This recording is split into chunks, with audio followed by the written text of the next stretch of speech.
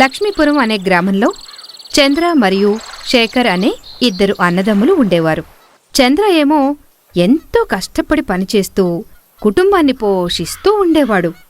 శేఖర్ మాత్రం ఎంతో జులాయిగా తిరుగుతూ ఎటువంటి పనులు చెయ్యకుండా తిరుగుతూనే ఉండేవాడు.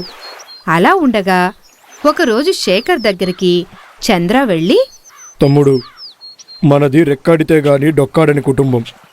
ఇలా నువ్వు జులాయిగా తిరుగుతుంటే మన కుటుంబం ఎలా అభివృద్ధి చెందుతుంది? చూడన్నయ్యా, నేను నీలాగా రోజంతా కష్టపడి పొలం పనులు చేసి చివరికి సంపాదించే 4 గింజల కోసం పనిచేయను. నేను ఏదైనా పని చేస్తే లక్షల డబ్బులు రావాలి అని అన్నాడు.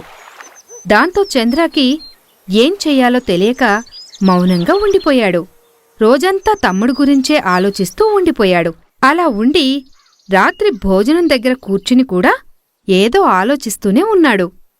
భర్త అలా దిగులుగా ఉండటం అతని భార్య రమ్య గమనించింది. ఏమండి, ఎందుకు మీరంతా డల్గా ఉన్నారు? తమ్ముడి పరిస్థితి ఏంటో నాకు అర్థం కావడం లేదు. ఇప్పుడు నేనున్నాను, వాడిని చూసుకుంటున్నాను.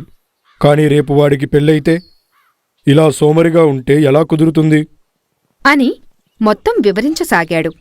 అది మొత్తం విన్న రమ్య శేఖర్ని ఎలాగైనా మార్చాలి అని నిర్ణయించుకుంది. తర్వాత రోజు ఉదయం చంద్ర పనికి వెళ్ళాడు. శేఖర్ చాలాసేపటికి నిద్రలేచి, వదినా, టిఫిన్ ఏం చేశావు? ఇడ్లీ చేశానయ్యా, రా వడ్డిస్తాను అనింది. దాంతో శేఖర్ ఇడ్లీలు తినడానికి కూర్చున్నాడు. ఇడ్లీ పెట్టిన తర్వాత రమ్య శేఖర్తో ఇలా అంది. శేఖర్, నీతో ఒక విషయం మాట్లాడాలి. ఏంటి వదినా?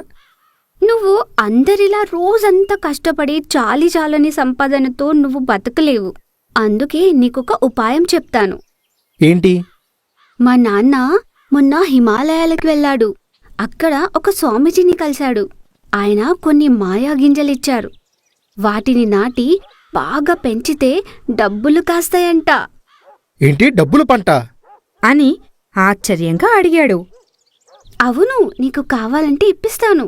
నువ్వు అనుకున్నట్లుగానే ఎక్కువ డబ్బులు సంపాదించొచ్చు అని చెప్పింది.